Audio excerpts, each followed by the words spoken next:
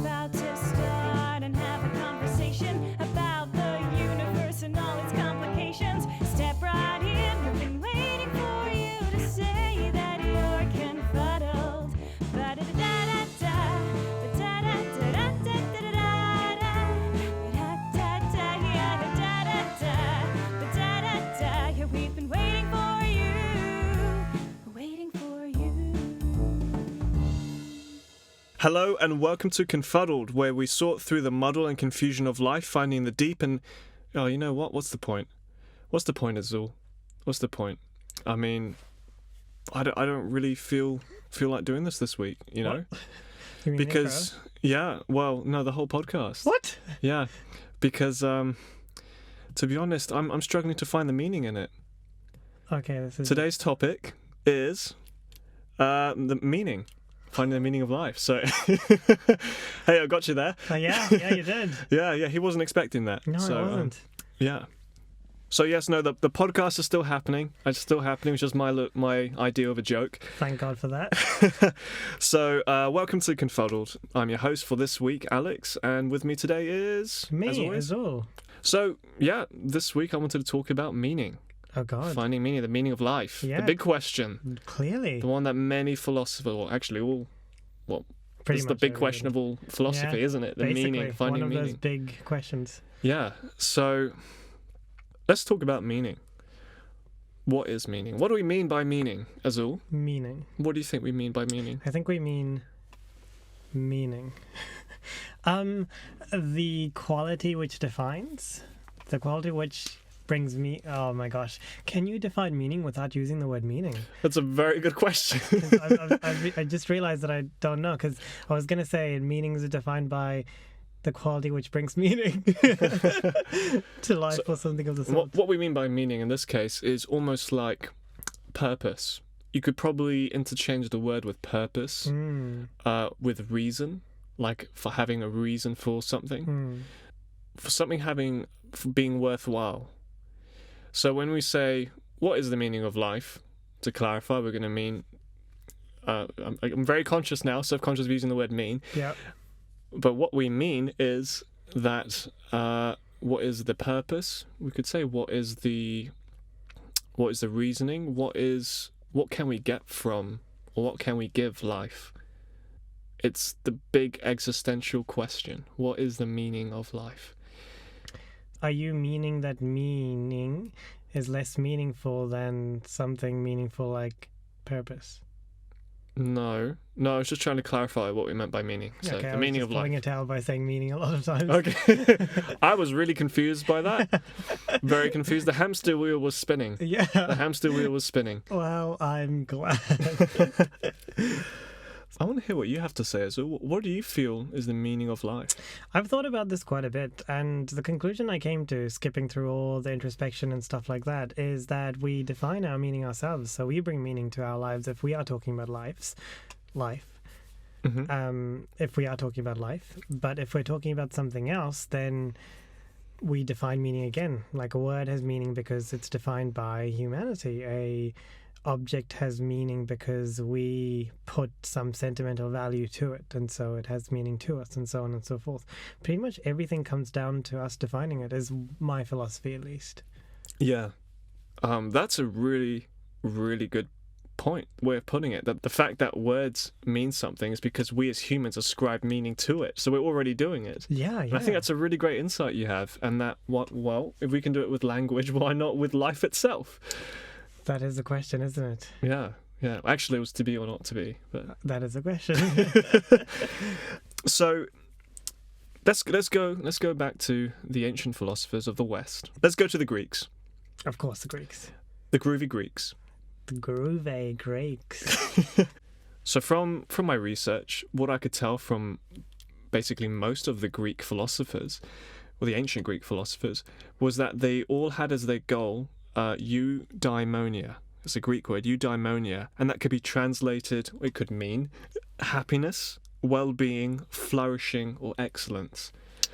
Now, for them, attaining eudaimonia, getting to a state of eudaimonia, that was the meaning of life, and that was the purpose. Basically, escaping suffering in some form and living and attaining eudaimonia. So I wonder what you think about that. Well, first of all, I wonder if eudaimonia is somehow the precursor word, the etymological root to euphoria.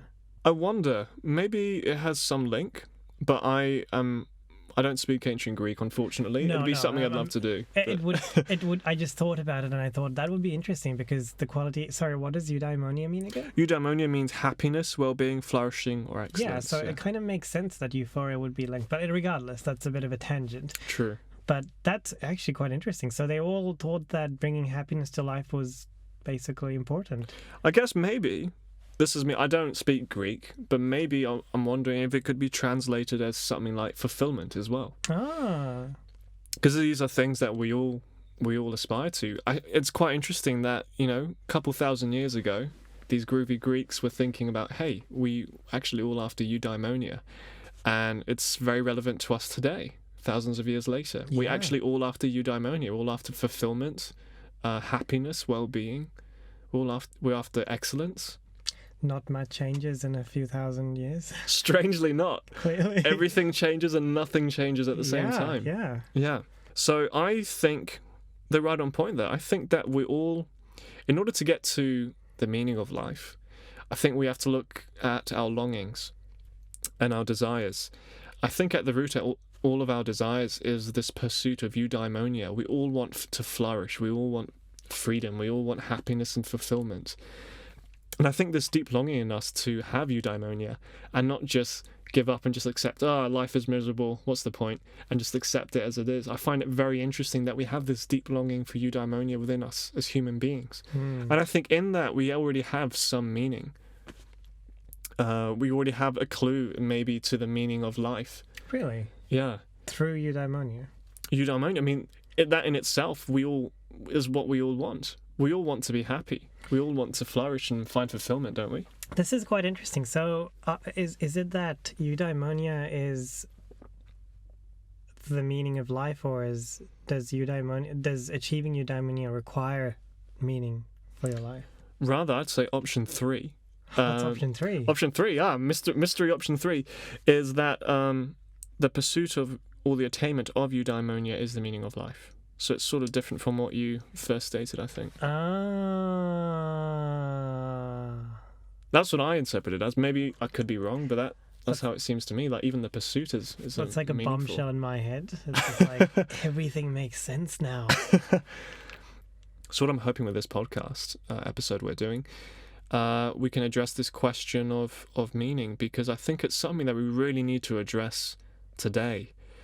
There's a huge surge. I mean, I heard a statistic today that there's an increase in about 48% in anxiety disorders and depression in Britain alone.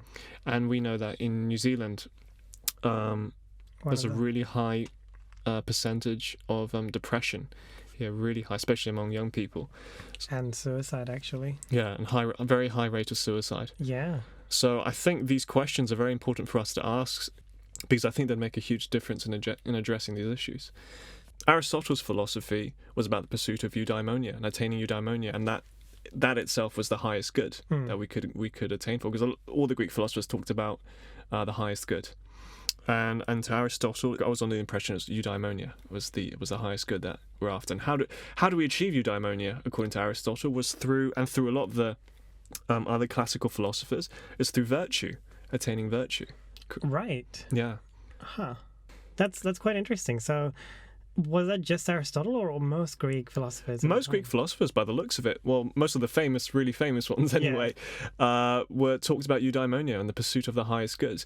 Their definitions of eudaimonia may have differed slightly, but in general, most seem to agree that it was the pursuit of eudaimonia.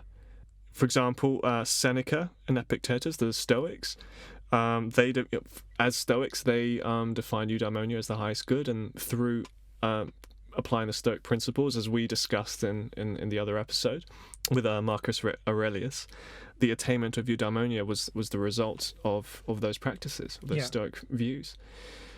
And I actually quite agree with this, because, okay, I'm going to ask you, name one desire you have just about life. Give me one desire. To do this podcast. Okay, why do you want to do this podcast? I see where you're going with this. Because I feel fulfillment through it. Why?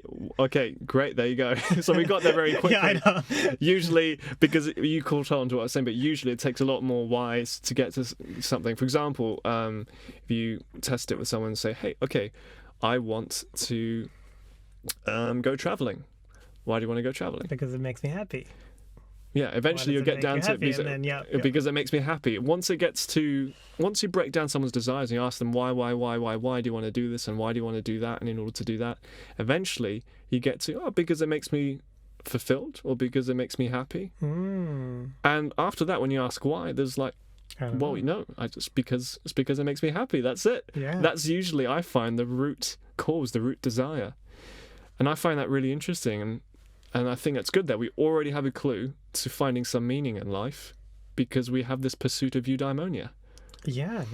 That's interesting. Do you think that this is a bit of a tangent from what you may be going for, but do you think that if the Greeks, ancient Greeks specifically from thousands of years ago, were pursuing eudaimonia, and if we now in the 21st century, little specks of dust in this huge world that we are in, are still searching for eudaimonia, is it possible that a condition or a tenet of consciousness is the pursuit of eudaimonia?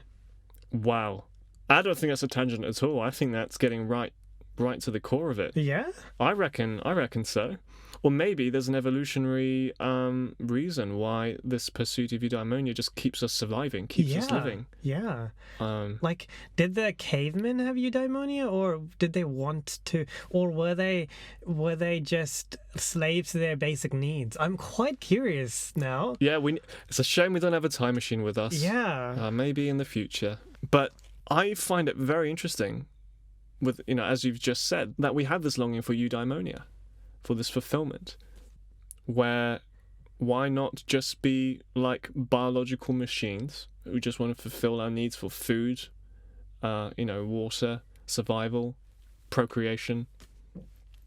We're so much more than that, though, which is the amazing thing, and that's, I find, really fascinating, and that's one of the, for me, the philosophical reasonings that go into theism.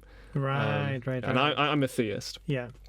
But I find that really amazing. Even if you're not a theist, just recognizing that, wow, that's pretty cool that we're not just these biological machines that I want food, I want water, and then I want to procreate, Yeah. It's amazing. I myself am an atheist, and yet, as you said, it's amazing how strange and just awe-inspiring it is that we're just, as you said, biological machines, but we're not just biological machines, even though we are biological machines. So it's kind of like it's a never-ending loop, because even though technically, sure, we're biology and chemistry and physics put together, we still have something more. We still have our uniqueness. We still have our desire for our own kind of eudaimonia. My eudaimonia will not be your eudaimonia, or one of my eudaimonias could be your eudaimonias, and so on and so forth. What makes us so different and make us tick? It just opens up the floodgates to so many questions. This is a mystery that inspires awe. I think that's quite amazing, and I think for a lot of us can feel hopeless, in the rat race, in everyday life, which is one of the reasons of why I wanted to do our episode on this, and plus it's a big question of philosophy. We need to talk about this, that we can actually find some hope and find some just wonder at the fact that we're human. And that, well, actually, this is pretty cool. We there's something more to us. Like, we're not just machines, and there's not just this. We want more. And it's just weird when you ask why. It's really great. I really encourage everyone, to have that philosophical mindset. Ask why. Why do we have this longing? And why are we not just these machines? And I find it quite funny that we imagine ourselves to be these biological machines when we're actually so much more. We have art. We have self-expression. Yeah. And I just find those things so fascinating. There's something fascinating about being human when you really just look at it and you're like, wow, actually, yeah. It is amazing, isn't it? And it kind of brings up the topic of, if eudaimonia is intrinsically one of the facets of consciousness, that means, hypothetically speaking, Alex, when AI becomes a real thing, like when self-thinking, self-replicating, self-conscious AI becomes a thing, assuming it does, they would have eudaimonia as well. I would think so. I would agree with you there. I think that eudaimonia is an aspect of consciousness as well, because I can't imagine consciousness without it. Yeah. I can't, well, because I guess I am consciousness, right? So I guess that's why I can't imagine it without it. But I would easily imagine that once there's a real artificial intelligence, that it's going to want eventually some fulfillment. It's going to be bored of just being a machine. Yeah. And I'm just thinking of all the examples in like popular culture where like there's this TV show, a cartoon TV show called Rick and Morty, if you've heard of it. Oh, yeah. And it's about a scientist and his family, and he creates an artificial intelligence to, I think, bring him his coffee or something like that, or put sugar into his coffee or something like that. And at one point, the robot says, "What is the meaning of my existence?" And then Rick, the scientist, says, "To give me coffee, or to give me ice," or whatever the meaning of it was. And then the robot goes, "Oh, the horror of such a meaningless existence," and so on and so forth. And so it's parodied all the time in popular media. And so it kind of, I feel like even though this may not have been concretely put, I think it's kind of at the back of our heads. It's like intrinsically we're aware that eudaimonia is something that we all search for. Yeah. Exactly. And I think that's a really good start to our exploration of the question of meaning in life. Yeah.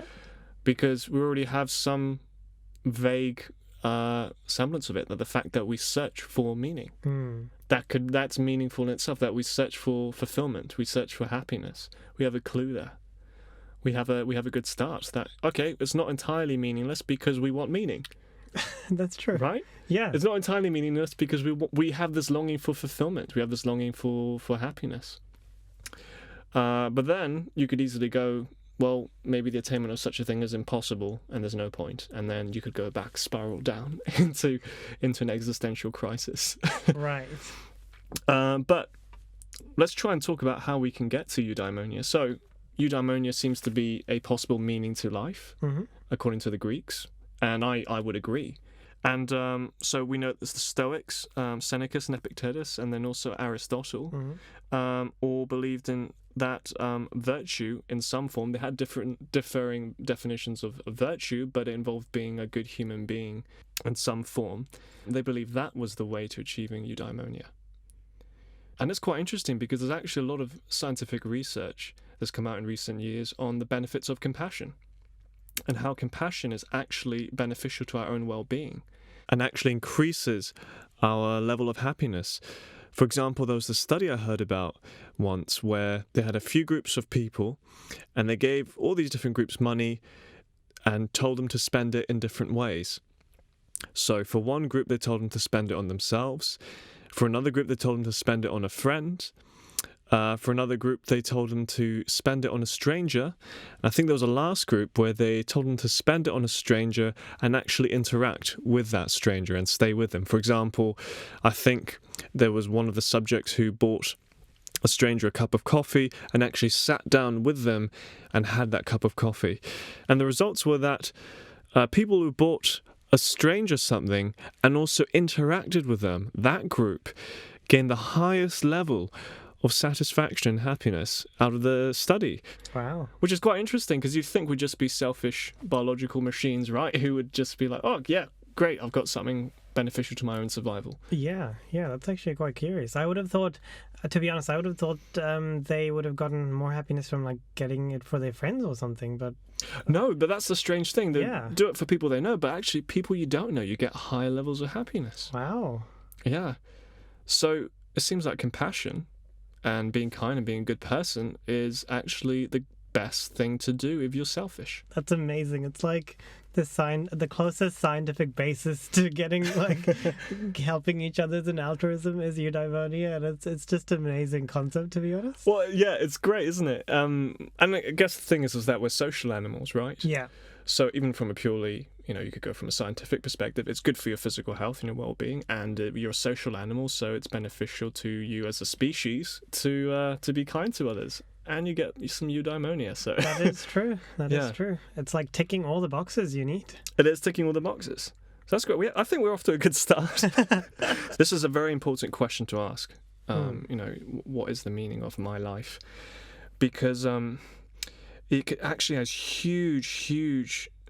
huge impact on our day-to-day life. Because if we have an existential crisis and we're like, what's the meaning? I have no meaning, and then we end up losing a lot of energy and motivation in life, and we, of course, can often get depressed. Whereas once you find meaning, you can endure almost anything, because when you don't have meaning, everything can be overwhelming. For example, Viktor Frankl, have you heard of him? No. He wrote the famous work Man's Search for Meaning. So Right. he was, during the Second World War, he was imprisoned in a concentration camp in Auschwitz. Right. And he, of course, underwent the most horrendous suffering, and I think all of his family were killed. Oh, God. His wife was killed. He was a therapist, and he developed a form of therapy called logotherapy after the war. Okay. And the whole basis of that therapy is helping people find their own meaning in life, finding purpose. Because what he found is that those who survived in the concentration camp were those who had a why, who had meaning, who found their own meaning of like trying to get through each day. There's a famous quote of his that once man has a why, he can endure almost any how. Wow. And he actually found that even the most horrendous physical and psychological stress can be endured if a person has a why, and then they can go through it. Right. Which is powerful. That's amazing. Yeah. So that, I think, highlights the importance of addressing this question. It Yeah. has a huge powerful effect on our own lives. Now, interestingly, so we've shown that, you know, a lot of the ancient Greek philosophers had eudaimonia as their aim, but I find it fascinating that, for example, in Buddhism, similarly, they don't have the word eudaimonia, obviously, but the whole purpose of Buddhism is to avoid suffering and to attain happiness. And enlightenment equals happiness. Right. And liberation from suffering. So I find it quite interesting. It's a universal. You can see even in a completely different culture and different context, there's still this pursuit of eudaimonia in a different form. Right. And actually, you know, you could argue that most religions have that pursuit. It's a universal human longing. So I guess it's not something that we've been conditioned to want. No, I mean, yeah, I don't even know at this point. Like it's like the chicken or the egg situation. Were we conditioned to want, or did we want and therefore start conditioning ourselves to want? But that's the thing. I think because it's such a universal human longing and need, I don't think there was any. It precedes conditioning. Yeah, probably. Yeah. Because I think right from when you're a baby, you want to avoid pain and you want happiness. We can fast forward in time a bit to existentialism. Okay. What existentialism says is actually your perspective from what you mentioned was that one creates the essence or meaning of their own life. Right. Yeah. So there is a term for what I believe in. Yes, there is a term. Would you look at that? Interestingly, secular humanism as well seems to be on the similar track with what I mentioned with that scientific study, that the happiness of the individual is linked with the happiness of humanity. So if you want to be happy, you've got to work for the common good. Right. And in Tibetan Buddhism especially, they value compassion highly, and they say that's the key to happiness. That is an amazing thought. All of these things I'd consider helping each other as an altruism being happiness. Yeah, we actually gain some meaning from helping others and from doing good. It makes sense. I'm happy. I like helping people. So I mean, I was put off by that, actually, to be honest, because I thought, going back to your previous studies for a moment, I genuinely thought that we'd get more happiness by helping friends than complete strangers, but apparently that's not the case. No, it's really interesting. Now let's go beyond this, because I also feel like there's more that we can explore with what the meaning of life is. Besides doing good, there's other perspectives. Mm-hmm. For example, Bruce Lee.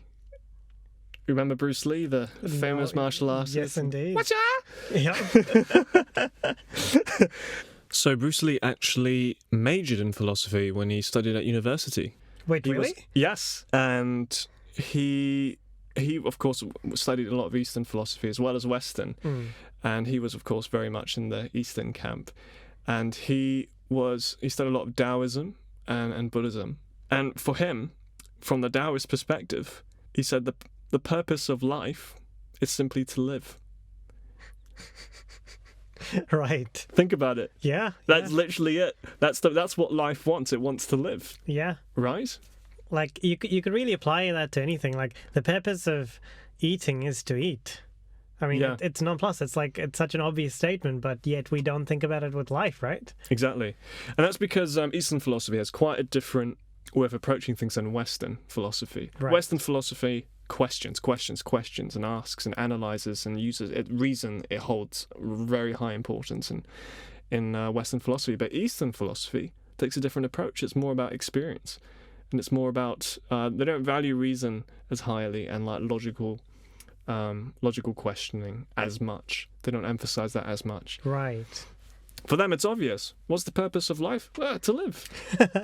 According to Bruce Lee's interpretation of Taoism, that's it. He said life is an organic process, self-evolving process. Right. Now, Right. we're part of nature. And it makes sense. Yeah. We consider ourselves part of nature now, even, and we do the whole stick where we bury ourselves into earth to become one with earth, and so on and so forth. It's all. It's just amazing how all of that can be summarized with one simple sentence. Exactly. So, let's take a different perspective. Yet another perspective. Nihilism. Oh, lovely. So it's a school of philosophy that basically believes that life is devoid of meaning, of all meaning, and is purposeless and aimless. So that's not a place you want to be in, I reckon. It's not a cheerful place. No, that's fair. No. What do you think of nihilism? I have a very positive relationship with nihilism. Oh, you do? I do, yes. Because my interpretation of nihilism is perhaps different from the popular culture interpretation in that, yes, nihilism does insist and assert that there is no meaning or there is no inherent meaning in life. But I think that in order to fully grasp nihilism, you need to remove the negative aspect of there being no meaning in life. But isn't that a central tenet of nihilism? Negativity. Well, no, the fact that there's no meaning. Oh, you mean just get rid of like the fact that there's no meaning in life being a negative thing? Exactly. Okay. And I think it's almost like pessimism, right? Most people consider pessimism to be thinking about the worst case possibility and then being depressed about it. And actually, that's a very good point, because when we talked about Marcus Aurelius and the Stoics, a common practice for Stoics was negative visualization. Imagine the worst possible outcome, but that being a reason to provide you with calm and tranquility, saying, what's the worst that could happen? Okay, well, that's not so bad, is it? Exactly. And I think this leads back to nihilism as well. This is me paraphrasing. I don't have enough knowledge about nihilism off the top of my head, but I do believe that it's not an inherently negative philosophy, in that it does say that, as you said, life is completely devoid of meaning, but that there's nothing wrong with that, because that gives us a level playing field to do whatever we want. Okay. At least that's my understanding of it. So let's just say you're a nihilist, and maybe some of our listeners are nihilists. Email me, nihilists. So if you're a nihilist, where to from there? How can you, if there's no meaning, well, where do you go from there? And that is where my knowledge of nihilism fails me. Off the top of my head, I could guess that the next possible step is that because there is no meaning to life, we don't really have to worry about it, and we can just do what makes us happy. And that in itself is meaning, isn't it? Eudaimonia. Yeah, so it's really about a perspective, but take that with a grain of salt, because I don't even know if that is nihilism or not. I remember reading about this, but I don't for the life of me remember. There's actually a lot of different meanings to life. So I think if you've been feeling hopeless a bit and having an existential crisis and questioning and saying, well, life has no meaning, there's actually a lot of different, once you start investigating philosophy and religion, there's actually a lot of different meanings to life and many different meanings that you can ascribe. So it's actually quite a useful resource to explore these questions. But I think one important thing to note is that we shouldn't be afraid of an existential crisis. is looked at as quite a terrible thing, an existential crisis. But I think it's a necessary part of being human, and it's a necessary journey in order to get to eudaimonia. Please elaborate on this, because I feel like I need to fundamentally disagree. The existential crisis is a really important process to go through, because without that crisis, without relinquishing everything we know and giving up and questioning everything, we don't get to a state of, to be Socratic about it, we don't get to a state of aporia or being at a loss. And from that state, you gain new insights and new breakthroughs, and then you can become a new person, really. And I actually think it's a really important initiation, almost, a process we need to go through. We need to go through this spiritual suffering of an existential crisis and questioning in order to become out anew, in order to gain new insights and to broaden our minds and to grow as human beings, to mature. We need to mature, and because often, for example, the perspectives we may have had 10 years ago were not that mature compared to perhaps now. And now the insights we've gained are much better, full living, and they're much more open, perhaps, and maybe more compassionate. I know in my case, for example, I went through an existential crisis through about 5 years, which was very hard to go through at the time, but I'm very glad I went through it now, because the insights I've gained from it into myself and about life were very, very important, and now I am so much happier for it. Right. And very, for me, I'm close to my idea of a eudaimonia because of what I've been through with that. So I think we shouldn't be afraid of an existential crisis and losing meaning. Even though it is scary when you're going through it, it can actually lead to more meaning. So I stand corrected. That is a very good that is a very good way of. So you're going to question that. So what's your perspective? No, I don't have. I agree with you. I was pompous, and I may have stepped a bit too far into this. You pompous? Never. Yeah. Oh, really? That sounded sarcastic, but it wasn't. It was genuine.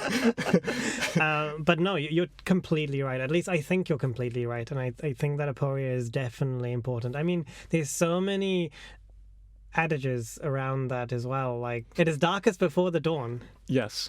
Well, Dark Night of the Soul is another thing to go through. Have you heard of Dark Night of the Soul? No. It's actually a Christian concept. There's a famous work called Dark Night of the Soul by St. John of the Cross, who was a Spanish mystic in, I think, 14 or 1500s. And he went through a terrible time. He was imprisoned by another Catholic order who didn't agree with his order. He was a follower of Teresa of Avila, right, who was a mystic, and she didn't rub off that well on a lot of other Catholics at the time in Spain. So he was imprisoned for being a follower of her, and he started questioning his faith because he was locked in a tiny little cell for ages, and I'm pretty sure he was fed barely anything and beaten, and not very Christian things happened to him, but so he went through now it's a common phrase, going through a dark night of the soul. He went through that, and he went through a crisis of faith, an existential crisis, but he came through it and eventually escaped the cell, and he came through that experience and wrote the work Dark Night of the Soul. And he's saying how that's a very necessary experience to bring someone closer to God, closer to love, closer to joy. That's a really great work. I recommend it. If anyone's into Christian mysticism, I really recommend that work. I know I'm into it. That's fair. Yeah. And I guess I do recall, like, hearing that story kind of brings me to this idea that once you hit rock bottom, it's only one direction to go from there, right? It's always up. Yeah. And so it kind of lends gravity to the idea of aporia being necessary to reach that level of eudaimonia. And actually, another example could be Viktor Frankl's perspective. He had a similar perspective to you, that we ascribe our own meaning to life. Okay. And actually, everyone has a very individual and personal perspective on what's meaningful to them, and that there can't really be a universal meaning per se in and of itself in life. That we all have to ascribe and find our own meaning, because we're all so unique and individual. We're all going to have our own meanings. We're all going to find our own things meaningful. So it's a question to explore for ourselves by evaluating our own needs and our own passions and desires, that we find, okay, what's meaningful to me? And he actually even stated that our meaning can change throughout our life at different stages of life. it's a very important psychological tool to have answered your question, at least for this time period. What is my meaning? What is my why? Yeah, no, I totally understand that. In fact, I would say that applies to most things. For example, what you consider to be blue may not be what I consider to be blue, slightly going back to our previous episode. Oh, yeah. The idea that because of perspective and our own consciousness and our own unique individuality, the idea that meaning should have the same meaning is kind of wrong. I mean, it sounds wrong. It is wrong. It's like, I would say it is wrong. Well, I guess it's very subjective. Yeah. I'll go into my perspective soon. But yeah, it's a very individual nature to this. So that's why it's important we ask this question. And it's actually recommended to ask the question, what is the meaning of my life? And that can help you find an answer if you ask a question like that. Right. Well, there's a saying, if you ask the right questions, you get the right answers. Yeah, but it's coming to the questions that's the hard part. Yeah. Then you have to start asking, what are the right questions? Yeah. No, yeah, exactly. And that's kind of what I was meaning as well, by my previous tirade of random words to put together into sentences. I guess what I'm trying to say is that my meaning is not your meaning, even though we're both answering the same question. Yeah. So, what is your meaning? Well, I guess that's what I mean. Okay.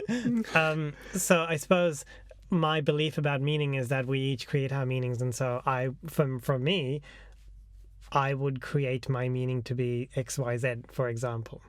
Okay. But your definition of meaning of life could be something else, and so to you, my meaning could be something different. Yeah. And likewise, you could believe in ZQW, and that is your meaning. Yes. Of your life. Yes. But I, looking from my perspective, could think that XYZ is your meaning as well. True. I guess the thing is there's so many meanings to life. Yes, I hope we haven't lost our listeners there. No. For example, I think there's also more longings. I actually believe we have more desires than eudaimonia. And maybe actually eudaimonia is a broader concept in my mind, because I think another really important desire of a human is authentic self-expression. Think about this. We are human. We are human. We're not all the same. We're not all the same. How miraculous is that? Out of 7 billion human beings on this planet, not one is the same as the other. Yet. Yeah. So it's been a few thousand years. Well, no. Well, billion. Well, how many years have humans been alive? A few thousand years, I'd say. Not that long compared to like the billions of years of the Yes, that's universe. true. Yeah, well, humans have been alive for thousands of years, but there still hasn't been, two people who are exactly the same. Even identical twins are not exactly the same. No, that's true. You'll find this actually really, really interesting. So, I was reading a math paper about numbers, because math is about numbers. Yeah, wow. I know. It has letters too in algebra. Yes, this is true. And they hypothesized... I feel smart.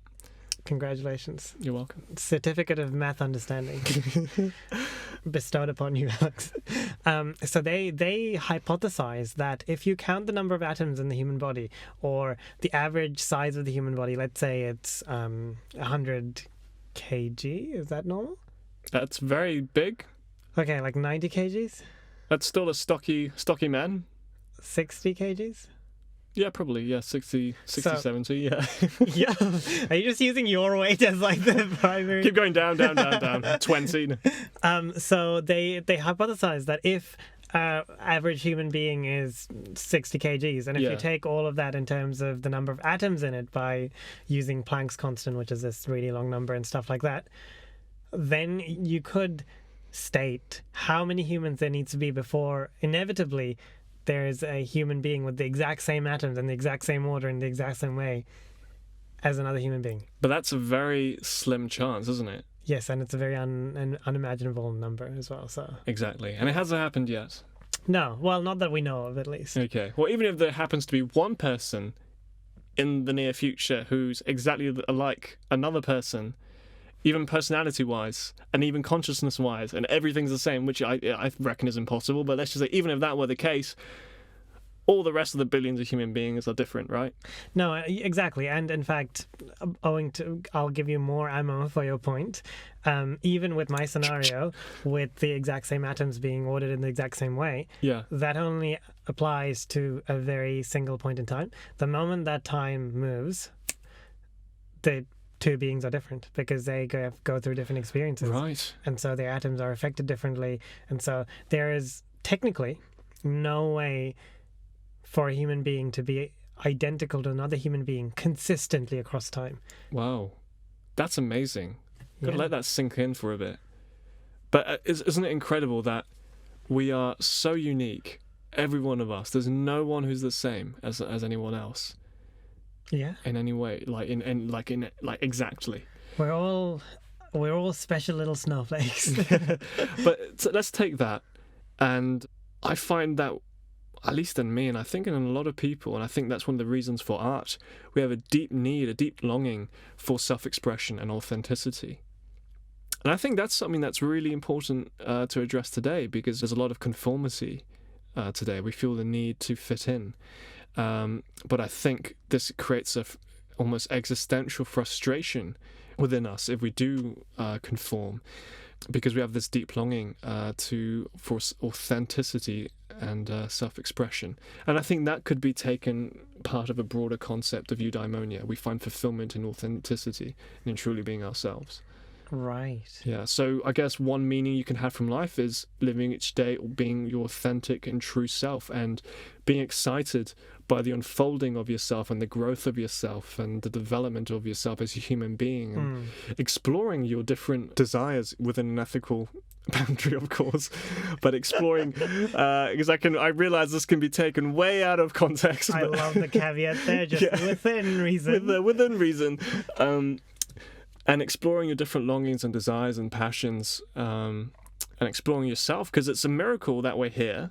There's very slim chances, according to science, that there would be life on Earth. So it's a miracle we're here. It's true. Regardless of what you believe in. Statistically, it was very low. So we might as well explore and be excited. Wow, it's amazing being human. Not only am I a biological machine, I'm a being. I have desires, I have hopes, I have dreams, I have fears.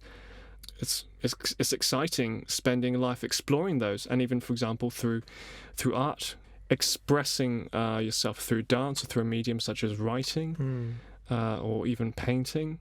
That's something that you can find meaning in.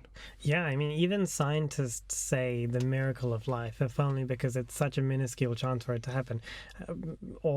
And theists say miracle in the sense of God, yes, and so on. But like the meaning, regardless of the meaning of the word miracle, the idea is the same. It's such an amazing thing that happened, and yes, wow. Whether you're a theist or an atheist, you can still appreciate the same thing. Yeah, for sure. Appreciate it in different ways, mind you, I guess, but Still appreciating. Yeah, still appreciating it. Actually, there's a great quote from my favorite writer, John O'Donoghue, who was a philosopher and a poet, and he had a little poem. And I think the line from the poem was, "I would love to live as a river flows, surprised by its own unfolding." Wow. I think it's such a great line. And that's always stuck with me. And I think for me, that is the essence. If you want to take this approach to finding meaning in your life through authenticity and self-expression, and exploring your own humanness and your own being, I think that line captures it in essence. Be spontaneous. Yeah, and be surprised by your own unfolding through life. You know, Yeah, that's amazing. Yeah. Yeah. Wow. There you have it. So to sum up, most, if not all, religion, in some form, seeks to avoid suffering to find happiness. That's its meaning, and it has different definitions of happiness. It could be salvation of some form. It could be literal, happiness. That's a very broad and generic way of looking at it. But you can see in religion, this is pursuit of eudaimonia in some form, and avoiding suffering of whatever form it describes. we could break down all sorts of different religions and see how that's the case, but I guess we don't want to bore our listeners, right? No, and I imagine, as we discussed, this is just a facet of the huge question that is the meaning of life. Yes. And so in future episodes we may explore it from other perspectives and so on and so forth. Exactly. But it is amazing, just even just one facet, even just this one facet about eudaimonia. And honestly, I would go a bit further than what you said, and I would say outside of religion, outside of lack of religion, I think most, if not all, human beings inherently look for eudaimonia. Exactly. And that's, I think, one of the great gold nuggets we've got from this conversation. Yeah. Is that, hey, if you're looking for meaning, the fact that you're looking for meaning is meaning. There you have it. It can be meaningful. That we all want eudaimonia. That could be meaning in itself. So, how do we find it? Well, according to the ancient Greeks, it was through virtue in some form. I really recommend reading the different Greek philosophers, and reading about them, because they have very varying different ways of how to attain eudaimonia and virtue.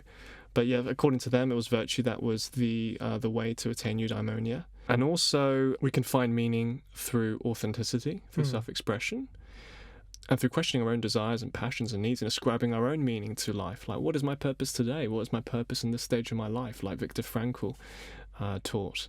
So there's a few different approaches we can take here. And lastly, I want to share what I find is the meaning of life. Because I realised I didn't share my perspective. So my perspective on the meaning of life is that really the meaning of life is love. And I know maybe there's a few cringes here, like, ugh, get that away from me. I know I'm a theist, and I sing and I dance and I frolic among all the flowery fields, but that sounds more like a romantic than a I am a romantic as well. There you go. I think the meaning of life is love.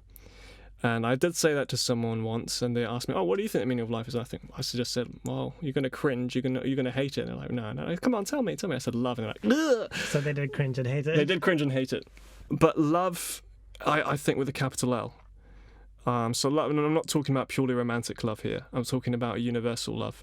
Can you think, Azul? This is a question I like to ask people. Can you think of any moment in your life that you feel was meaningful that did not involve love in some form?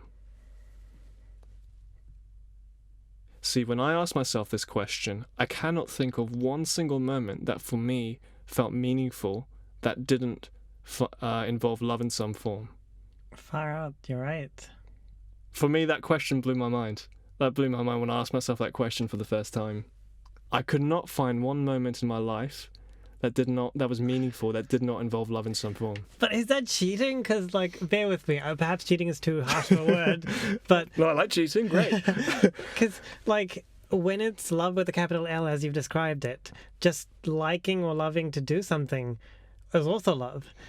Yes. And I would argue it's... even loving something for the sake of doing it, that's love, isn't it? So really, then, yes, okay, I don't have an example of being happy when, no. Maybe it is cheating, but I think, you know what, with the question of the meaning of life and, the profound effect it can have on your life, I think it's worth cheating. Well, there you go, checkmate then, checkmate me. Okay, to sum up, Azul, what can you take away from our conversation today, do you think, about the meaning of life? I have been hoodwinked by love. Oh my gosh, that's a great line. That sounds like a line of a poet and a great writer. Oh, thank you. It's just like, I have been hoodwinked by love. Other than that, it's quite interesting to see the different ideas and perspectives on the meaning of life and exploring it and further and realizing that they all kind of sound very similar.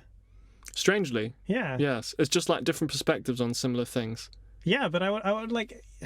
It's quite similar, though. Even Eastern religion, even nihilism, even existentialism, even what we were talking about before about eudaimonia. Yes. They all come back to the kind of fulfillment or happiness kind of idea. Perhaps approaching it is different. Yes, exactly. But the basic idea, the very basic idea... Right at its core, seems to be the same. Yeah. To quickly run through it, for example, in Hinduism and in Jainism and in Buddhism, to name a few of the Indian religions, it's all about release from suffering, release from samsara, the cycle of reincarnation and suffering in this world, and attaining moksha, liberation, or in Buddhism, nirvana, which means extinction, but it's enlightenment. And for example, in Taoism, as well, living according to the Tao, the way of things, the way of nature, leads to a happier and more peaceful life, attaining tranquility and peace. There you go. You could even go with more indigenous religions, working, for example, in Shinto, living with the kami, with the gods, can lead to, yes, some of the kami are evil and they create suffering, but living with the right, living a certain way and living with purity can bring more happiness and more fulfillment. And we could even go, for example, to Christianity. Let's go Western. So in Christianity, you got salvation, the kingdom of God. Let's just go straight out of the boat and just go for Avatar: The Last Airbender, living in harmony with all the elements and, Yes. and happiness with all the elements. That has tones of Chinese philosophy. Yeah. But yeah.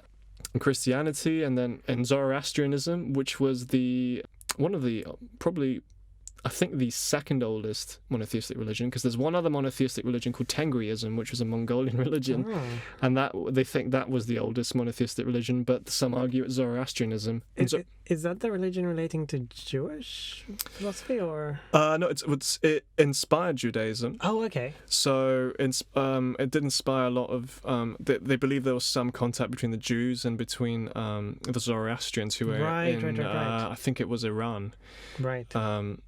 And there's still Zoroastrians today, Huh. but it's one of the oldest religions on earth, Damn. and it influenced Christianity and Judaism significantly. Yeah. And they believe, for example, that by being good people, by doing the right thing, having good words, thoughts, and deeds, that you help in the cosmic battle between good and evil, and you can help, create goodness and happiness through that. So there's, in some form, throughout the world and throughout these different cultures, philosophies, religions, it seems to all be about eudaimonia.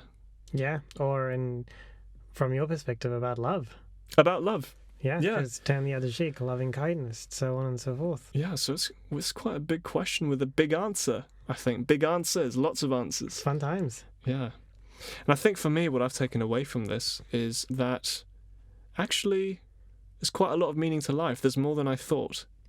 Even if you don't believe there's any inherent meaning to life, there's a lot of meaning you can ascribe to it, and that actually a meaningful life is very much within our reach every day.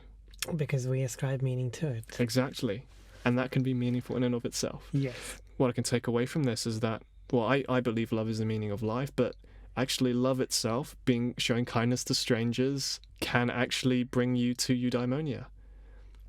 That can bring you fulfillment and meaning. Yeah.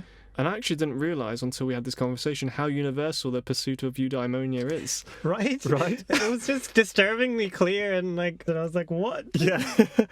So I'm actually leaving this conversation probably quite positive. Oh, yeah? Yeah, it seems, I think I've got a lot more clarity from our conversation on this. That's always good. Yeah, it's very good. Yes, indeed. Please let us know your thoughts, insights, ideas, and suggestions. And hey, let us know, what is your eudaimonia? Have you gotten any insights from this conversation? Have you found meaning in something? Or do you completely disagree with us and think, no, there's utterly no meaning, and this is why you're wrong? We love hearing from you, whatever your perspective. Yes, indeed. And with that, see you next week. See you next week. Goodbye. Hey guys, that's us for another episode. Thank you all for listening. We hope we gave you a smile and something to think about. If you like this episode, please give us a rating on Apple. Every 5-star rating goes a long way to help us keep going and reach more people. We really appreciate all your support. You can find us on Facebook as Confuddled Podcast. On Twitter at confuddled_pod. That's CONFUDDLED_pod. And on Instagram at confuddled_podcast. Or just email us at confuddledpodcast@gmail.com. We love hearing from you. Share your comments, queries, ideas, suggestions, lightbulb moments. And your deepest, darkest secrets. Maybe not. So get in touch. Okay, until next week.